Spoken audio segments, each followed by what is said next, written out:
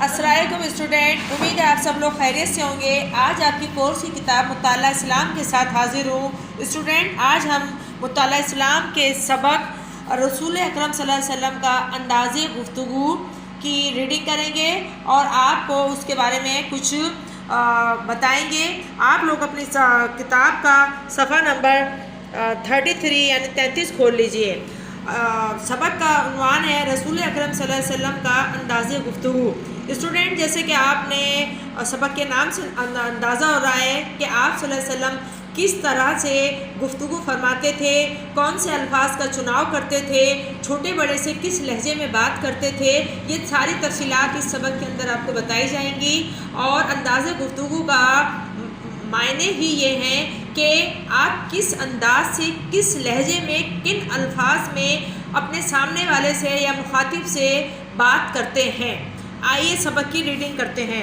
انسان کی گفتگو، آواز کی اتار چڑھاؤ اور لب و لہجے سے اس کی شخصیت کا اندازہ بآسانی لگایا جا سکتا ہے۔ زبان بیاں اللہ تعالیٰ کا وہ بہترین عطیہ ہے جس کی وجہ سے انسان کو باقی تمام مخلوقات پر برتری حاصل ہے۔ یعنی زبان کی وجہ سے، کیونکہ دیکھیں کان، آنکھ، ٹانگ، ہاتھ، پاؤں، یہ سب چیزیں اور جانداروں کے پاس بھی ہیں، یعنی کہ جانوروں کے پاس بھی ہیں، پرندوں کے پاس بھی ہیں، مگر انسان کے پاس جو ایک اضافی چیز اللہ پاک نے دی ہے وہ اس کی زبان ہے کہ وہ زبان سے بول کر اپنا مطلب جو ہے اپنے سامنے والے کو سمجھا سکتا ہے اور اس کا مطلب اس کی زبان کے ذریعے سے سمجھ سکتا ہے اور اپنے دماغ کے ذریعے سے وہ سوچ کر کوئی فیصلہ کر سکتا ہے۔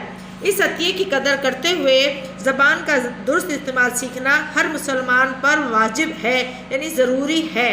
پیارے نبی صلی اللہ علیہ وسلم کی زندگی میں ہمارے لیے ہر معاملے میں نمونہ موجود ہے، اس لیے زبان کے درست استعمال اور اس کی اہمیت کے بارے میں بھی بہترین رہنمائی سوائے رسول اللہ صلی اللہ علیہ وسلم ہی سے ملتی ہے۔ پیارے نبی صلی اللہ علیہ وسلم کے انداز گفتگو کی چند تصویریں یہ ہیں۔ حق گوئی، آپ صلی اللہ علیہ وسلم ہمیشہ سچی بات کرتے تھے اور جھوٹ سے نفرت فرماتے تھے۔ آپ صلی اللہ علیہ وسلم نے فرمایا، میرے رب نے مجھے حکم دیا ہے کہ ناراضی اور خوشی دونوں حالتوں میں حق بات کہوں۔ اس کے بعد آتا ہے بحث و مباحثہ سے گریز۔ آپ صلی اللہ علیہ وسلم بحث و مباحثہ اور جھگڑا کرنے سے بہت دور تھے۔ آپ صلی اللہ علیہ وسلم نے ارشاد فرمایا کہ میں شخص کو جنت کے وسط میں گھر کی ضمانت دیتا ہوں جو حق پر ہونے کے باوجود جھگڑا کرنے سے باز رہے۔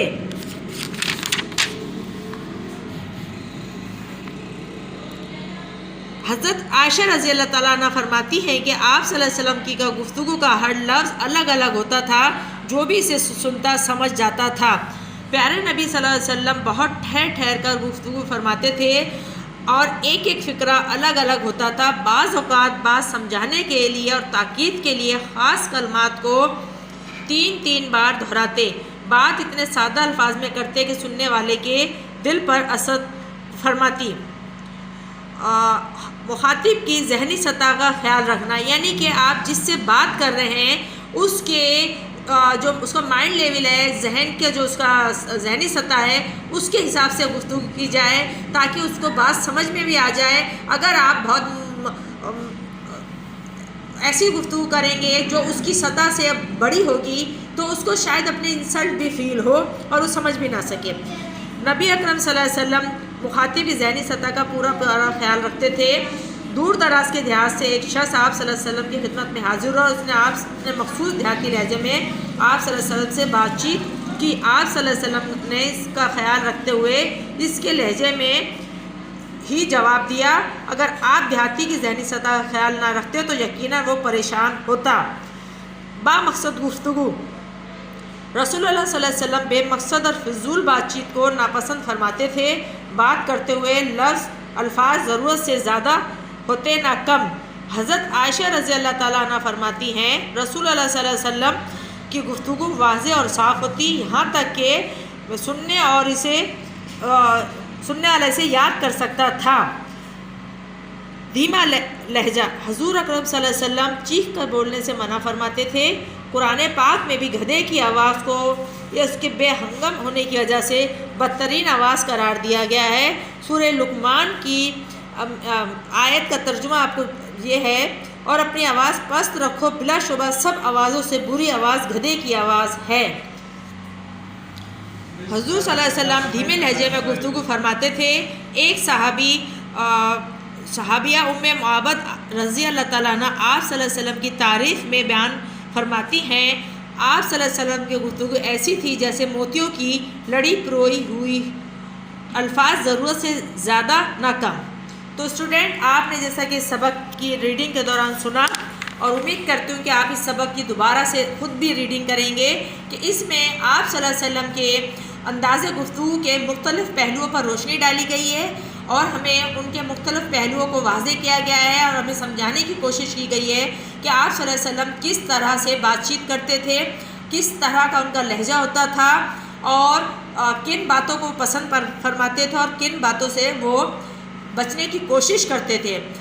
امت محمدی ہونے کی حیثیت سے اسٹوڈنٹ، ہمارا فرض بنتا ہے کہ ہم آپ صلی اللہ علیہ وسلم کے راستے پہ چلنے کی کوشش کریں، ان کے انداز کو اپنانے کی کوشش کریں، اور جس انداز میں آپ صلی اللہ علیہ وسلم گفتگو پسند فرماتے تھے، ہم وہی گفتگو کرنے کی کوشش کریں۔ امید ہے آپ سب لوگوں نے یہ سبق غور سے سنا ہوگا، اور دوبارہ سے اس سبق کی ریڈنگ ضرور کریں گے۔